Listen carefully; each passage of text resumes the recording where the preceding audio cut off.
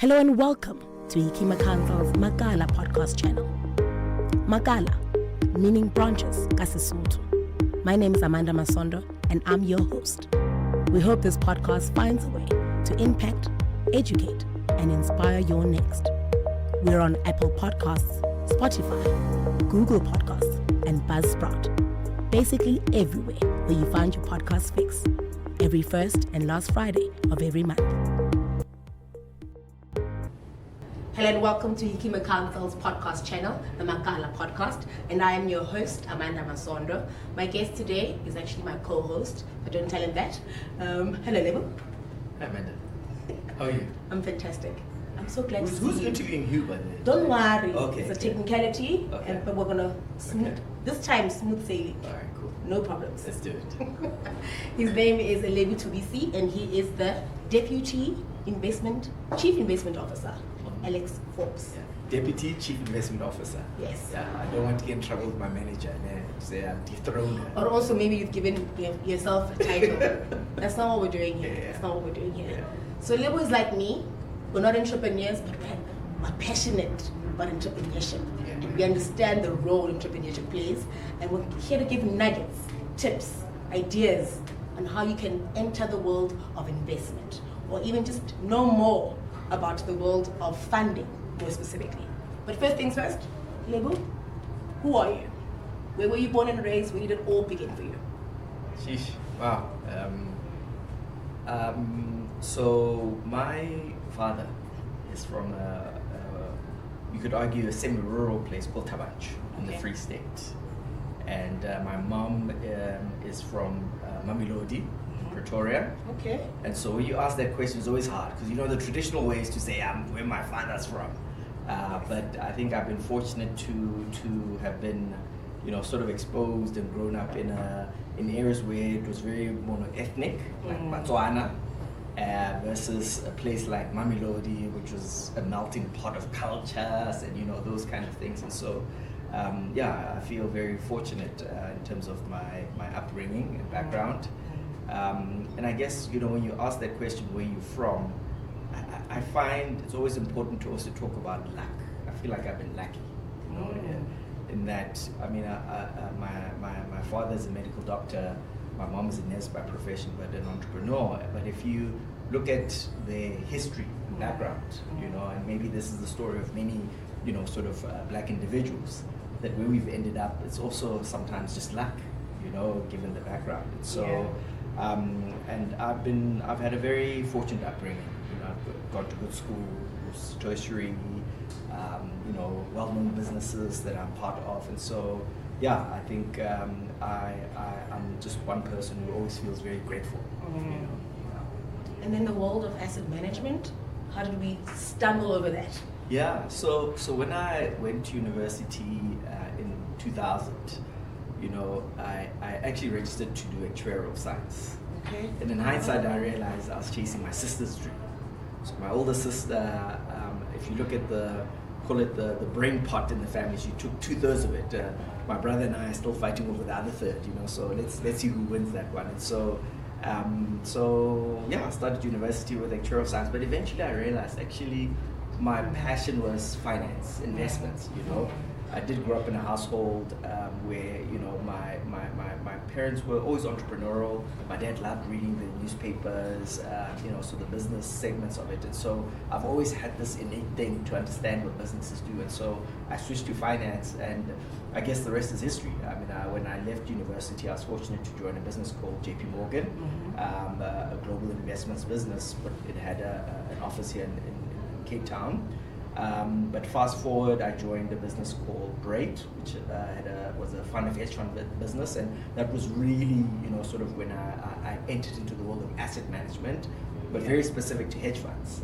And my timing was terrible, Amanda. So when I joined Great, that was May 2008.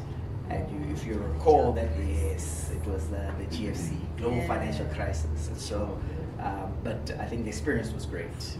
And then I got a phone call, again, more luck, to join a business called Investment Solutions, which was the present-day Alexandra Forbes. So I've been there 12 years.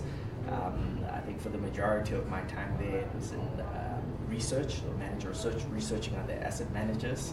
And it was until February that I was in that role, and now I'm cutting my teeth in being a deputy chief investment officer with the key area of focus of alternative investments. And maybe this is the topic of the day, right?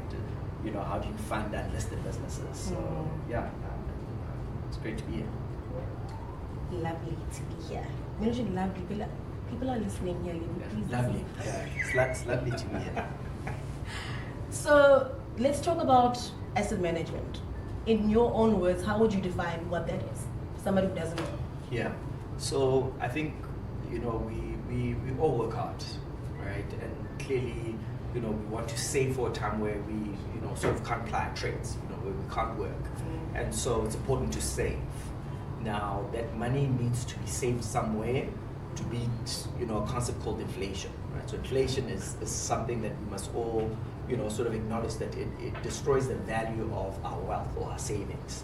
And so asset management really is about taking somebody's livelihood, whether it's through their pension savings or something that they decide to do and invest it on their behalf, in sort of various exchanges, whether it is in a listed company, corporate, with the hope of obviously growing, or whether it is in a kind of debt instrument where it's a safer investment, where you'll get a kind of sort of consistent return over time.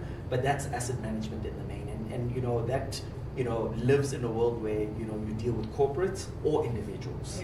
But at the end of the day, really it's about how do we preserve the livelihoods of individuals so that over time you grow it, and obviously hoping that they can live off of it into the future. Okay, and then maybe talk us through the work that Alexforbes does specifically pertaining to whether it's funders or entrepreneurs, or funders for entrepreneurs. What does that role entail exactly? And look, I think our business has had a history of funding new businesses, but I would say in the last 5 to 6 years it's really entrenched itself in that space in different ways. I think the one thing we've seen in the industry in the last 5 to 6 years is this swell of startups into the industry. I mean, I would say in the last 3 years there's been 40 new startups in the industry, and I would say the number of asset managers in the industry is about north of 150. Now, to contextualize that, if you were investing in the stock exchange, you'd have about 160 opportunities. So effectively what I'm saying is that there are as many, if not more, asset managers as the number of listed opportunities you can invest in. So that is a lot. And in the main, there's businesses that have very short track records, and so entrepreneurs, guys who have worked for the well-known establishments and feel that through what they've learned they can start up. And so Alexforbes now in the last several years has been involved in part of the market where we run. I mean, the term they use is incubation, and really in that sense is about taking sort of a business that is fledgling and supporting it in different ways. Clearly it's about giving it assets for it to manage, but the term incubation means you need to support a business through operational needs. Many of these startups typically are good investment professionals but have never managed a business, and so incubation is how do you support them from that perspective. Asset management is I typically call a labor intensive business, so you need personnel, and so incubating them by supporting them with personnel around there. And so it's hard. It really is hard, Amanda. We did some work several years back to try and understand how long it takes for an asset management business to break even. At the time, that number was sort of in the range of about 5 years. But given what's happened in the economy, how difficult it is, how competitive it is, it's anywhere in that range of 7 to 8 years to break even. And so it's important for us as allocators to be very cognizant of that. But that has implications. You can't give everybody.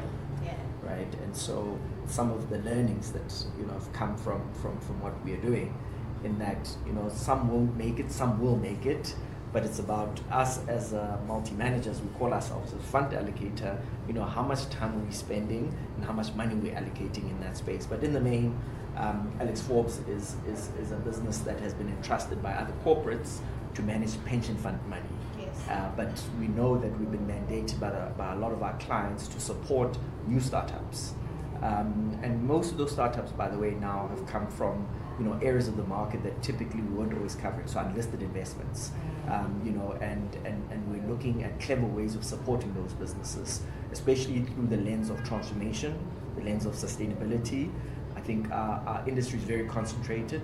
I would say probably about 70% of all the retirement savings are being looked after by 10 businesses, right? And so is that sustainable? And so it's important that we consider the support of fledgling businesses, and that's what we're trying to do. Yeah. Okay, and then so entrepreneurs will tell you, a lot of them have said where you're sitting now, we've spoken about all the challenges that they face. They're always hearing about how much funding there is, but there seems to be some kind of a missing middle, where from application stage to actually securing the funding, there's something that's not connecting. What do you think entrepreneurs need to understand about the funding ecosystem? The amount of money available for asset managers to manage in South Africa is actually quite large. So, it depends when you do this measurement, but the retirement savings assets under management is in the region of about 8 trillion rand. So that's a big number. But again, as I said, it's being run by a few organizations, and so it's very oligopolistic. And maybe most of our sectors, by the way, in South Africa, given the history of our country, is very oligopolistic. And so any entrepreneur who's coming into the industry must understand that, right? And that, there's a few fund allocators and there's a few consultants to these pension funds. And so, it's important that you're spending time with the right consultants. So they call them asset consultants, so they consult pension funds. There's a few of those. And even the fund allocators like ourselves, whilst I'm not a consultant, there's a few of us. And so before you take the leap to start a business, understand the ecosystem. The ecosystem is being managed by a few organizations. And there's a certain criteria that these organizations require and want to understand before they even consider you. Yeah. And so a big one that I think sometimes we tend to belittle and not maybe us highlight enough is track record. So as much as I want to support your business, what is your history as Amanda, having sort of applied your trade historically in this idea that you want to sell to me? And so that's a very important one. Okay. The second thing also is, I think maybe historically it used to happen, but I think what I see now is that allocators and consultants want to support teams rather than individuals.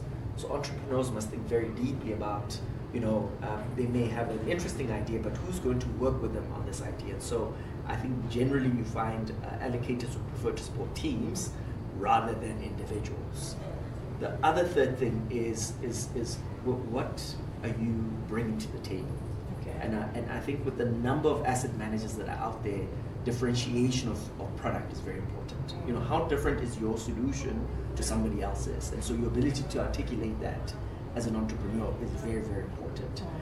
Because as I said, I'm spoiled for choice, but it's important for me to be able to say, the reason I'm going to fund Amanda is because this is how it's going to be additive for my client. And so your ability to articulate your differentiation is very powerful. Those three things are critical, to move from a kind of concept stage to ultimately being able to be allocated something, those are very critical.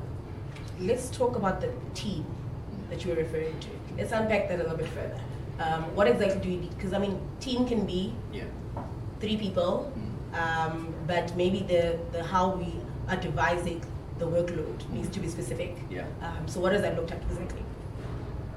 I would say we almost need to rewind a bit and say, what are the key pillars of success for an asset management business, right? So the obvious one is investment excellence, right? And this links to the track record.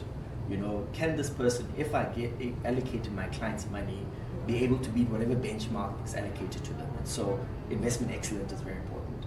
But clearly it's not the only thing, right? So you need somebody to run the business, right? And so you need, whether it's a chief investment officer, whether it's an operational person, COO, that's critically important. And so the person who's going to think strategy-wise is going to be important. That person, and then the other one is somebody has to go find clients, right? Who's going to grow the business? And so your strategy around business development is critically important.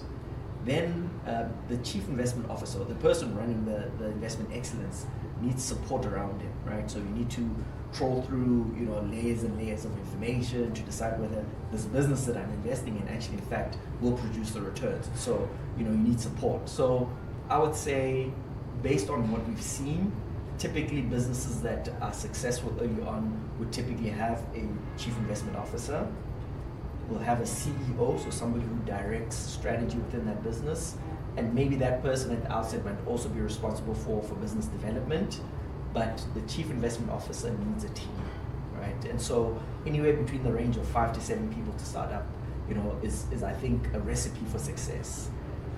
But to start a business with 5 to 7 people also again isn't an easy feat, because you have to pay these individuals and the likes. And so, but I would say in the main, to guarantee success is to create delineation of responsibilities within a business. Yeah, and I suppose you first and foremost you need to get people to buy into your idea before you even can allocate.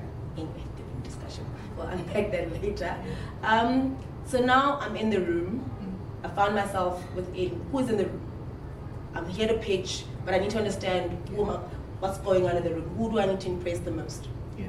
So the industry is separated through different service providers, right? So in a room will be an asset consultant, right? So the advisor to the pension fund. In the room will be an allocator like ourselves. So as I said, they call us multi-managers. In the room will be investment analysts sitting inside an investment team. In the room will be someone who sits from an operational perspective. And so typically the assessment is split into two. So it's called the investment due diligence, right? And so there'll be investment professionals on our side. And those are the individuals you need to impress. So you need to talk about philosophically what are you trying to do, if you say that you want to invest in businesses that you buy cheap and sell high, right? There has to be philosophy around that. You need to talk about what your process will be to select those things. And so sitting on our side, those are the questions we'll ask you. What is your philosophy? What is your process? Who are the individuals who are going to support this process? How incentivized are they? So, have they bought into the idea? Is there a culture? And so that is the investment component. Yeah. You may pass the investment due diligence, but then there's an operational component. Now, the operational component we're trying to better understand, something as simple as if you met all the regulatory requirements, but something deeper to say, are we comfortable that you have all the systems to be able to manage the client's money? You have world-in-class, sort of support from that perspective, and importantly, reputation. Right? So part of our process to assess whether there's reputational risk for the individuals that are managing that money. But in the main, there's an investment component and there's ODD component. And I mean, by the way our process works is that I may go and propose your investment idea to think that it's the best thing. Yeah. But if the operational team says no, they have a veto on the investment decision. So it's important that you as an entrepreneur not only talks about how good your idea is but how you're going to implement this idea, what systems you're going to have. So the operational one can't be belittled at all. Sounds like Nancy courtship mostly. It sounds like Nancy, there's always a finisher, somebody that's gonna, yeah. So I would say, and I'll use the context of the unlisted investments that we make. Yeah. The fastest we've ever done it. So from the time that I meet you for the first time to when I eventually give you the money, 6 months. Sure. Right? And so that includes the investment due diligence and the operational component. And so it's important to really highlight that to whoever's listening, that the path to actually getting an allocation is actually very long. And so your preparedness before you decide to jump wherever you come from is very important, that you have a very clear sense of how long it takes. Hence why I said that typically it can take anywhere between 6 to 7 years to break even. That's a long journey in itself. Yeah. So I suppose you need to think about the why, right? You're looking into funding to begin with before you even enter the room, because it can't be a desperate measure for you to sort of get the funding so that it needs to be something that you're utilizing to upscale. Correct. Okay. And the why can also come from speaking to the right people. It's important to understand what the needs of the clients are. Have you gone to speak to the trustees of of these pension funds? Have you spoken to the asset consultants? Have you spoken to the individuals that sit inside businesses such as ours to say, is there a gap? It's important to ask yourself that, because through those engagements you start to develop, okay, there is a why.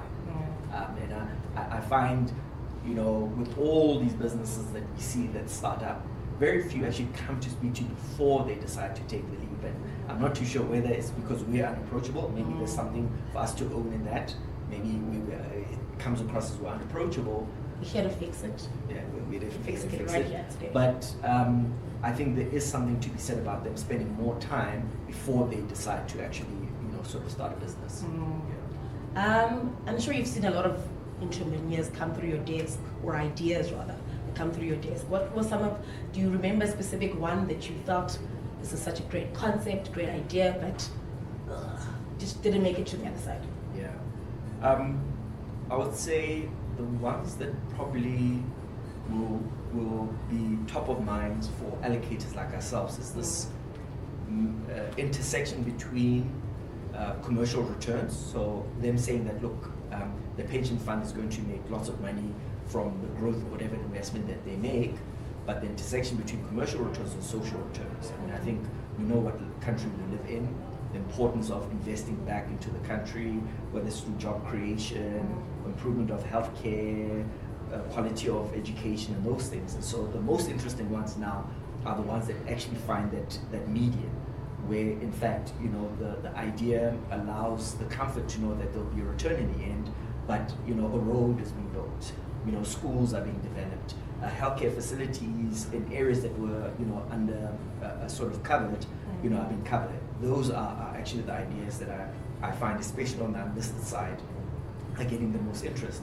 And by the way, regulation also now has allowed for it, and so which has been great. And so you've seen there's been a flurry and talk about infrastructure investments, because just by their definition alone, if you're going to build a road, you improve access. If you're going to build a school, that by definition that you're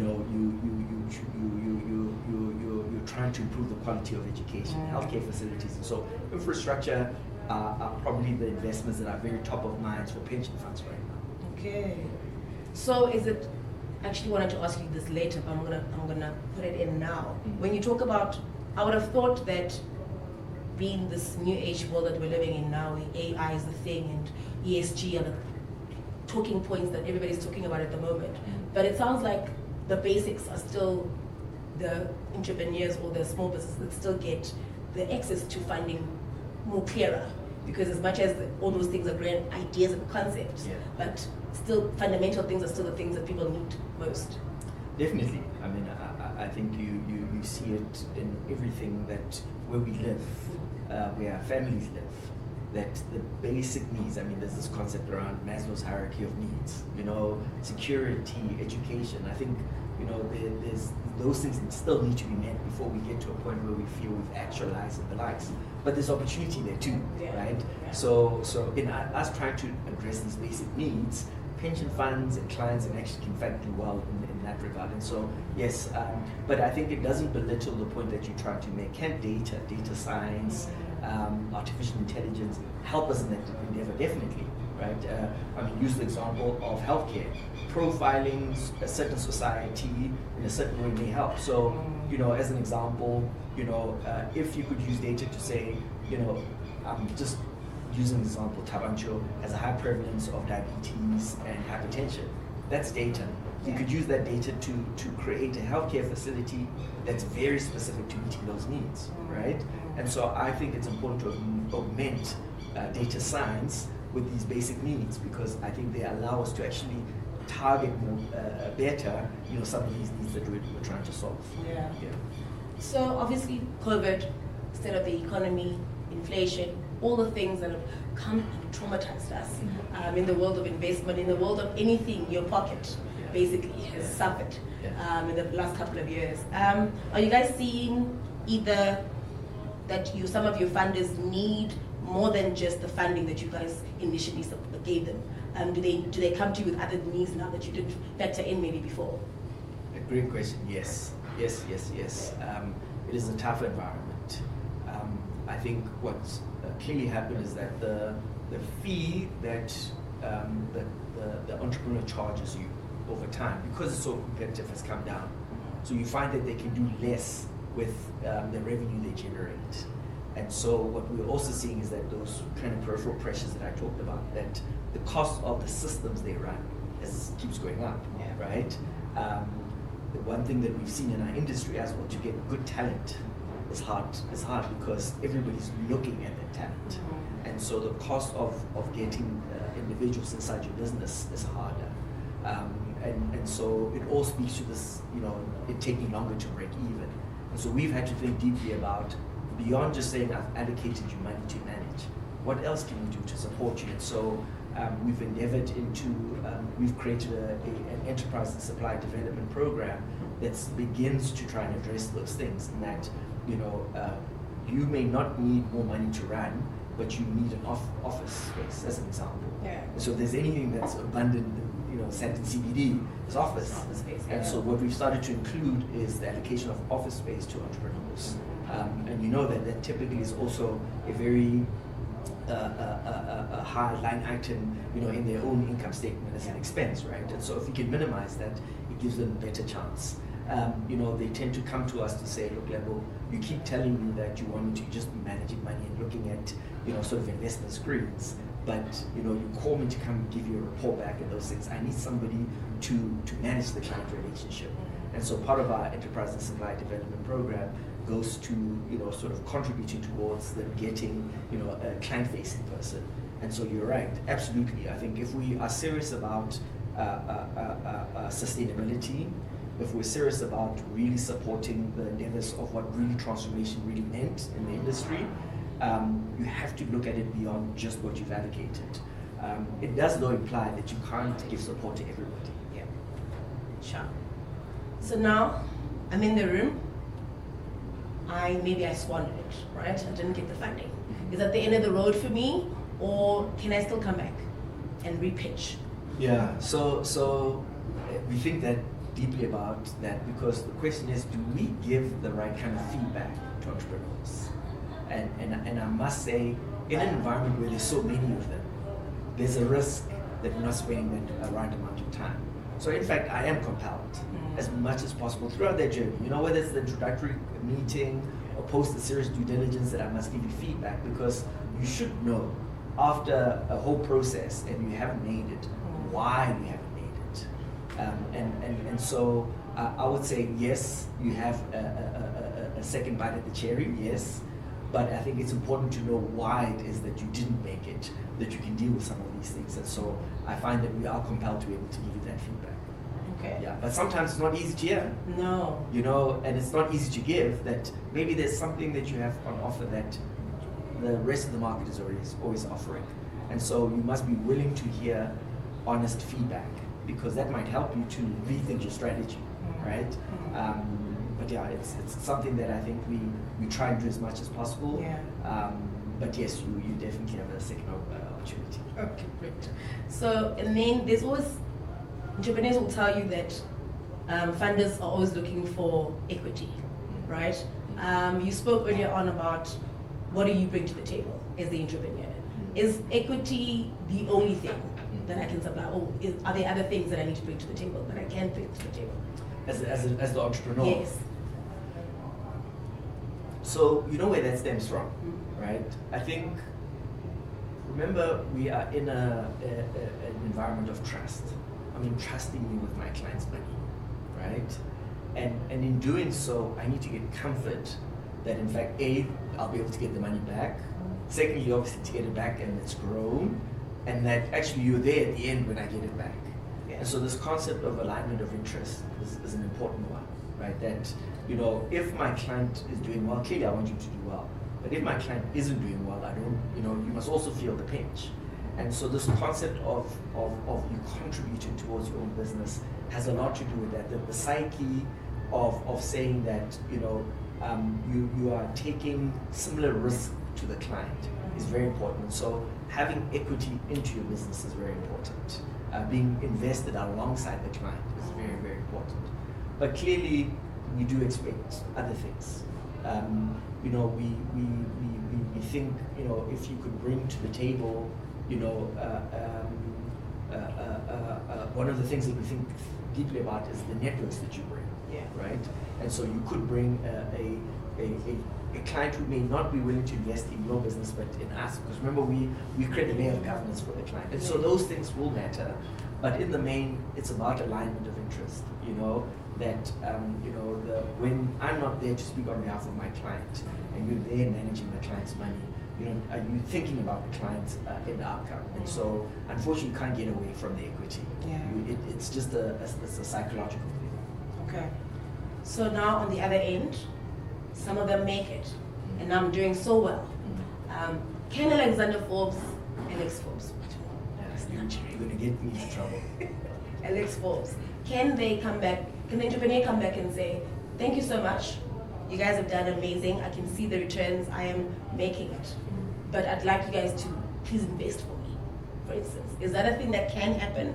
Is there a fine line there? Are we jumping? So if you're asking me whether I can advise you to invest, by regulation I'm not allowed. Okay. Right? But there are individuals inside our organization, you know, financial planners, financial advisors, who in fact, you know, are able to do so. So yes, definitely. And we'd like that, right? I mean, that says a lot about our brand, right? To say, look, if we've supported you and you feel that we've supported you in the right way and you've become successful and you do want to save your pension fund or the likes, definitely. And for me, it would be a great story, by the way, also, you know, that, you know, there's an ecosystem around these things. And so, yes, but if you're asking me where to invest there, I can't tell you. Even me. I can't tell you life. Let's talk about, obviously we need to talk about gender and some of the differences between who's actually, are we actually making the difference that we think we want to see with regards to funding the black females, funding the versus, I mean, we are a country with a very colorful history. Are we doing enough or are we still a long way to go? Look, if we look at data, right, so we're talking since the new dispensation, right, I would say the data says we're not doing enough. Okay. And what do I mean by that? So if you look at the composition of men and women in our industry, the data says it's almost 60% female, right? 60% of our industry is women. Okay. Right? So from that perspective alone, you think, if you just use that stat, yes. But if you look a bit deeper in what environments women are inside these organizations, you typically don't find them in investment leading roles. So we're talking investment management businesses, and clearly that is I'd say that the most important place to be, right? But you don't see many women in those environments. Yeah. And so I think we have to endeavor to definitely do more. And I think it goes deeply into how much money we're spending to research why women don't end up, you know, or have long tenure in you know, sort of these environments. And so there's been a few things happening in the industry. There's an interesting program, and it's great to talk about it publicly because you can see the industry's tried. It's called the FEZECA program, where it is a women-oriented program where, you know, they go through a rotational program across different businesses over 18 to 24 months. And the idea there is that after they've gone through this program, that obviously they are swallowed into the various businesses. But part of the program is for the participating businesses, the asset managers like ourselves. They contribute towards research to better understand why is it that, you know, women don't stay in these environments. And there's a great example on LinkedIn, you know, sort of many years back, and I can't remember what the business was. I think it was EOH, where they were running a grad program.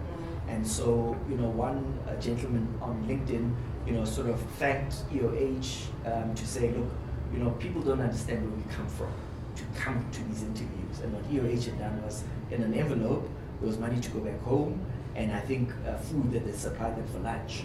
You know, something as small as that actually is very powerful, that somebody could go onto a public platform and thank them for. And so similarly here, we need to think, get to the bottom of why it is that, and sometimes it's a cultural thing. You know, maybe the conversations that men have amongst themselves can themselves be exclusionary. But I think diversity and inclusion is a topic that is well researched. That I think we must all believe that the more diverse an environment, whether it's through gender, whether it's through race, or even the academic backgrounds you come from, I mean, I think we must all believe that having that diversity, you know, to deal with the challenge that we currently have, where do we invest? You know, how do we invest in those things? Actually, is more powerful than saying, you know, around the table, you know. And so I would say there's a lot more than just talk now in the industry.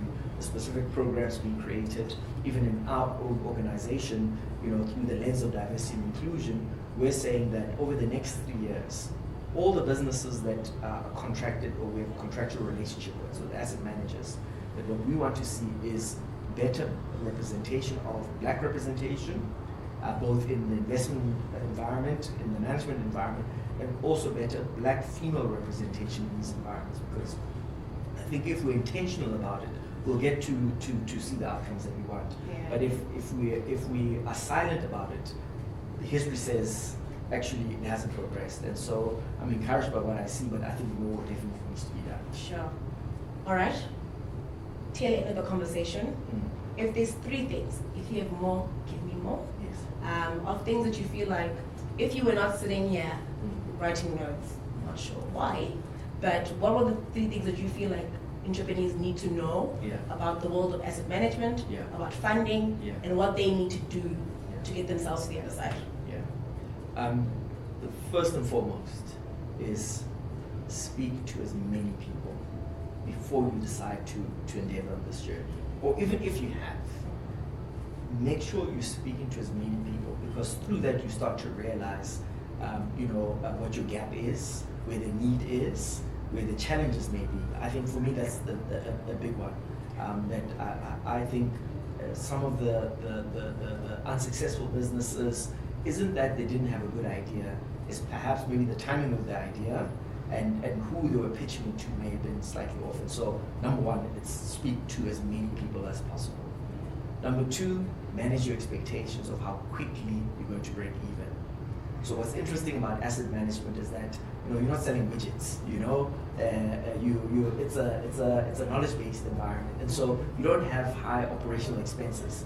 So if you make it big, right? And so I think that's what drives people there. But the reality is that to really ultimately be to be trusted with large sums of money to manage, it takes time. You need to be able to prove your worth, and that's why track record is so important. And so I think the reality is that it just takes a while. That's the second thing. The third thing is accept that as much as you're a genius, Amanda, it takes more than your intellect and how smart you are to make a success of that business. So think about starting a business with equally yoked people, the people that make up a business. Who's going to look after the clients, and those things. That I would say that is the third most important thing, that I clearly see that funders, fund allocators, consultants, pension funds want to support a team of guys looking after an idea versus an individual. And then the fourth one, I would say, find your niche. There's a lot of interesting things out there now, especially with the proliferation of regulation that allows for us to invest in unlisted investments. Find something that not just only talks about a commercial return, but a societal return. Because as you can see, our country needs it. What is your competitive edge? Think deeply about that. And then your competitive edge is not just something you can quickly articulate, right? But if you have one, you find that it's far easier to actually talk to find people to invest behind the idea. And so I would say those 4 are super critical. There's more, but I would say those 4 are super critical. Heard it here first. Last thing on my end. So you asked us to call. Who are we calling? Where do we call? Who do we get in touch with? Who are the people inside? Because I'm pretty sure if I call and say, can I please speak to Lebo? That's not the person that I'm going to get through to. But who is my line of action? Who's my first line of contact? So look, having been in a research environment for a long time, I always talk to my team about that we must be accessible, right? Because of the dynamic of the industry. And so they can call me, but I'll direct them to somebody who's able to actually deal with them. And so, regardless of one's seniority, you're the window into that business. And again, also me being alive to the fact that it takes so long to get somebody over the line.